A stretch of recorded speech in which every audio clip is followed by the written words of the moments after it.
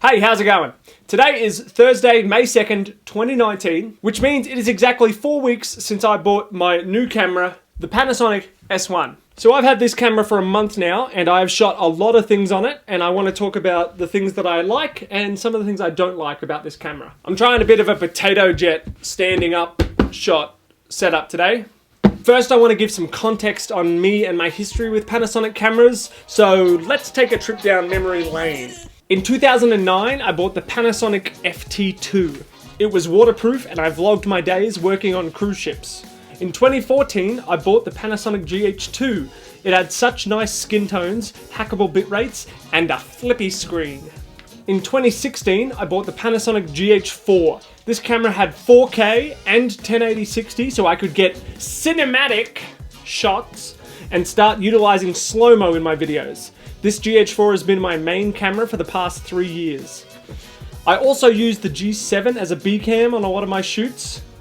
Along the way, I also picked up a DVX100B just because it looks dope and is fun for shooting old school looking video. For photography, I've always shot on Canon cameras over the past decade. I've also used Sony and Nikon cameras, and I think that every camera brand has something to offer in the market. But for video, I've always loved Panasonic cameras over the last 10 years. So there is my history and probably some hidden bias towards Panasonic, but I will try my best to speak objectively here. I've been wanting to upgrade for a while. I almost got a GH5 and then a GH5S to get that 4K 60, but never ended up pulling the trigger because I was happy with the GH4, even though it only has 1080-60 and its low light limitations. But what I really wanted was a photo video hybrid that would give me good enough results in both. So about a year ago, when I heard rumor of a Panasonic full frame mirrorless, I decided then and there that I would wait for that. And boy did I wait! I waited through months of online rumors, announcements with no real information, more announcements, and then finally I got to try a hands-on at my local camera store. I pre-ordered it that day, and then 1 month ago today, I went and picked up my new camera. So let's talk about the camera. So everyone has talked about the build. It's big, it's rugged, it fits good in the hands. The buttons are tactile and responsive. I've always found that true of Panasonic cameras. The EVF is nice. I was expecting to look into it and see the face of God because of how much everyone has hyped this up. Like, it's nice, but everyone needs to calm down. The EVF is very big. It's the biggest of any mirrorless camera before. So I got it with the free battery grip because I pre-ordered it. And holy crap, I've never had a battery grip with the shutter and the function buttons on it before. It is such a game changer. I shoot nearly all of my photography vertical because Instagram. And I've done like 2 to 3 hour shoots like this. And afterwards my arm and my shoulder are so sore. If you take anything away from this video, it's that if you shoot vertically, you should get a vertical battery grip because it will literally change your life. When I showed the camera to my buddy who shoots on a GH5, he literally ordered a vertical battery grip that day. The shutter has this buttery, crisp, beautiful sound to it that just makes you wanna... I love it. Like everyone has said, the kit 24-105 f4 lens is a great lens. Very nice movements to it, very smooth. At 105mm, you can get some very nice background separation, even at f4. I'm a big fan of all-in-one lenses like this for travel, although 2.8 would be really nice to have for even crispier images. Keep breaking this. Oh no. Almost lost my potato jet setup. I don't have a standing desk, and so I have my living room coffee table with my desk on top of it to achieve this potato jet setup.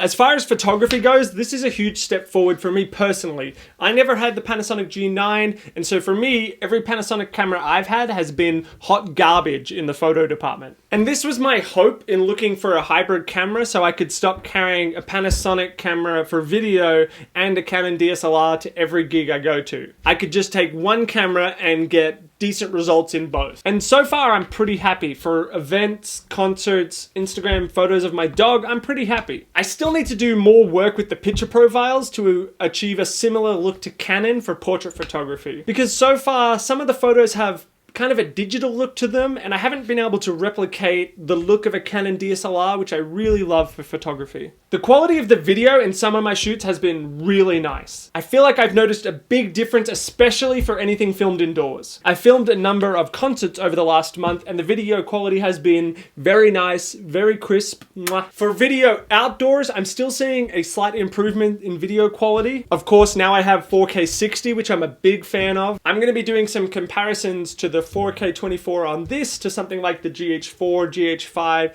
to see if under controlled lighting, proper exposure, whether you can see a difference, because they're both 4K 100 megabit video codecs. Can you see a difference between full frame and micro four thirds? That's something I'm interested to see. Obviously, once we get into low light and other scenarios, we're gonna see a difference, but that's a test I'm eager to run. For video, I've been shooting everything in the natural profile. That's been my go-to on the GH4. I did do some tests turning down the in-camera sharpening and noise reduction to -5, like everyone talks about, and I couldn't really notice a difference between the two. Like with the photo modes, I need to do some more testing on the picture profiles because I feel like I could be getting a lot more out of the camera if I tweaked some things here and there. I have not yet tested the HLG HDR profile. Similar to shooting with log, I'm not a big fan of what it adds to your workflow. Having to correct back to Rec 709 and then begin color correcting, color grading from there. But currently that is the only way to get 10-bit color until the paid firmware update in July, which unlocks 10-bit 422 and full vlog, which I absolutely will be getting. Obviously, coming from micro four thirds, the low light capability of this is a huge jump for me.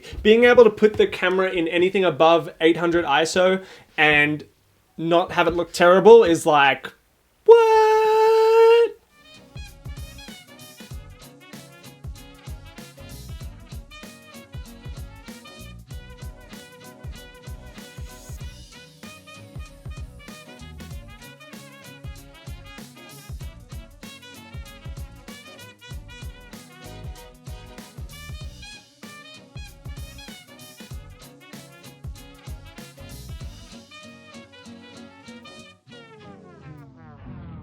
The step up in video low light I expected, but in photo I didn't even think about. I took some photos at a concert and they were especially sharp with no noise compared to the photos I took on the Canon SL2 at the same concert. Okay, time to talk about it. The autofocus. If you're watching this, I assume you already know. In case you don't, the Panasonic S1 uses a DFD, or depth from defocus, autofocus system, which essentially analyzes two different parts of the image and achieves focus from traveling between the out of focus areas to the parts you want in focus. If you want to understand the different types of autofocus systems better, I highly recommend you check out Gerald Undone's video where he compares the different types. He explains it a lot better than I care to attempt. So the autofocus for photos is good. For firmware version 1, I'm decently pleased with it. I've been able to achieve some very nice sharp images. And I've had some issues, particularly in continuous autofocus, which is where we would expect it. In high contrast scenes, I've gotten some unreal results. Even the animal face tracking in these photo bursts didn't miss a thing. In low lighting or in scenes with similar tonal values, I've experienced some hunting and some missed focus. Normally then I'll switch to tapping on the back of the screen to force focus, and it always finds it then. For video, we have two different types of shots. We have a static locked off shot like this one here, and we have shots with some camera movement in them. This could be anything from small camera movements to really aggressive run and gun with a gimbal. Now, because I've always shot Panasonic, I've always used manual focus for a locked off shot like this. But with the S1, there is definitely less hunting than there is on my GH4. There's still a little, but I think it's definitely usable to rely on the autofocus for a shot like this. For any shot I'm spending a bit of time to set up, I will still use manual focus because it yields better results. But if I needed to throw the camera down and film something quick, I would totally rely on the autofocus here. For moving shots, I would say so far the autofocus is comparable to my GH4. It's decent, but not great. And even though I knew about it before ordering the camera, the fact that there is no manual control in high frame rate modes is bananas. Once again, for those who might not be aware, the camera can shoot up to 1080, 180 frames per second.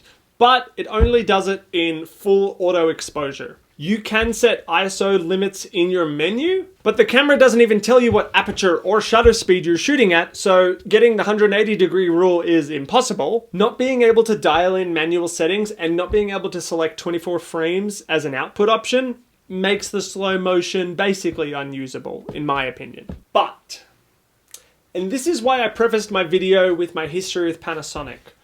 While I'm not calling up my mum in Australia and telling her how great the autofocus is on my new camera, I believe in Panasonic. I have faith in Panasonic as a company that they will fix and improve these things. I have seen Panasonic to be a company that listens to its users, that continues to put out updates that will improve their cameras. I've already seen someone who had a hands-on with some of the Panasonic engineers who built the camera, and he apparently spoke to them about the slow motion issues, and they apparently took note of it. So, I mean, that's coming from a Facebook group, so either way, the reason I got this camera knowing there might be a couple things I wasn't 100% stoked about is that it ticked enough boxes for me and I had faith that it would get better over time.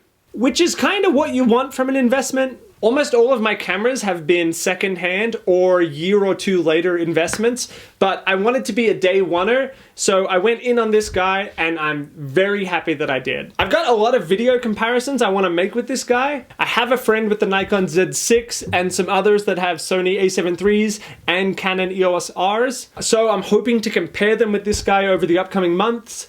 If there are any tests that you want to see with the Panasonic S1, please leave me a comment down below and let me know about it. If you like this video, feel free to give it a thumbs up, and as always, subscribe for more content. I can 100% see why Potato Jet does this standing setup. So much freer than sitting. So much room to be more animated. Also, I had a photo shoot for my dog's birthday, and he tore that background up.